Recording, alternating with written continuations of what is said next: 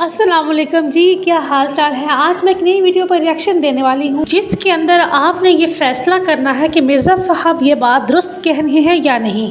Last میں اپنی opinion لازمی رکھوں گی۔ چلیے وہ ویڈیو دیکھتے ہیں۔ وہ بڑی مشہور حدیث ہے جو آپ اکثر جمعے کے خطبات میں سنتے رہتے ہیں، جامعہ ترمذی میں اور المستدرک للحاکم میں صحیح سند کے ساتھ ہے۔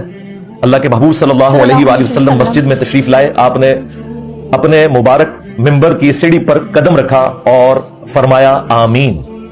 فرمایا تو ہمارے پوائنٹ آف ویو سے، ورنہ یہ کہنا چاہیے عرض کیا آمین، کیونکہ اللہ کے حضور کہہ رہے تھے نا وہ۔ دوسری سیڑھی پر پھر فرمایا آمین، تیسری پر پھر آمین۔ صحابہ کرام نے کہا یا رسول اللہ، آج آپ نے ایسا عمل کیا جو ہم نے آپ کو پہلے کرتے ہوئے نہیں دیکھا، کیونکہ اس زمانے میں علم غیب نہیں ہوتا تھا، صرف نبیوں کو علم غیب دیا جاتا ہے۔ قرآن میں واضح فتوی ہے، وما کان اللہ لیطلعکم علی الغیب، اللہ کی یہ شان نہیں کہ ہر کسی کو ہی غیب پر اطلاع دے، ولکن اللہ یجتبی من رسلہ من یشاء، بلکہ اللہ اپنے رسولوں میں سے جنہیں چاہتا ہے چن لیتا ہے۔ اور تمہارا کام ہے رسولوں کی خبروں پر ایمان لاؤ۔ علم غیب یا غیبی خبر اللہ تعالیٰ صرف اپنے پیغمبروں کو دیتا ہے۔ تو صحابہ کرام کو نہیں پتا چلا کہ یہ آپ علیہ السلام نے آمین کیوں کہا۔ اس سے اگلی بات جب آپ نے فرمایا کہ میرے پاس جبرائیل علیہ السلام آئے تھے، صحابہ کو نہیں نظر آئے، اور انہوں نے آ کر عرض کی کہ اے اللہ کے رسول، آپ نے میری دعا کے اوپر مہر لگانی ہے۔ اللہ تعالیٰ فرماتا ہے کہ برباد ہو جائے وہ شخص جس کے سامنے آپ کا ذکر ہو اور وہ آپ پر درود نہ پڑے۔ اللہم صلی علی محمد وعلی آل محمد۔ اسی حدیث کے کانٹیکسٹ میں امام ترمذی نے نقل کیا باقاعدہ کہ ایک مجلس میں ایک دفعہ درود شریف پڑھ لینا کافی ہے۔ ویسے تو ہر دفعہ پڑھے اچھی بات ہے، ورنہ ایک مجلس میں ایک دفعہ پڑھ لیا تو آپ اس وعید سے بچ گئے۔ تو میں نے کہا آمین، نبی علیہ السلام نے اس پر آمین کہا۔ دوسری سیڑھی پر جبرائیل علیہ السلام نے دعا کی کہ برباد ہو جائے وہ شخص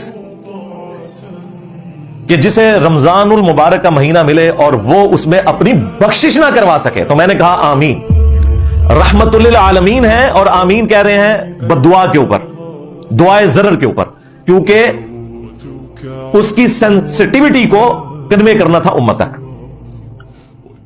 تیسری سیڑھی پر جب قدم رکھا تو جبرائیل علیہ السلام نے دعا کی اور کہا یا رسول اللہ، آپ نے آمین کہنا ہے کہ برباد ہو جائے وہ شخص جسے ماں باپ دونوں یا دونوں میں سے کوئی ایک بڑھاپے کی حالت میں ملا اور وہ اپنی مغفرت نہیں کروا سکا ان کی خدمت کر کے۔ تو میں نے کہا آمین۔ اور یہ جو آخری حصہ ہے نا اس حدیث کا ماں باپ کے حوالے سے، یہ صحیح مسلم میں بھی موجود ہے، لہذا اس حدیث کی اصل صحیح مسلم میں ہے۔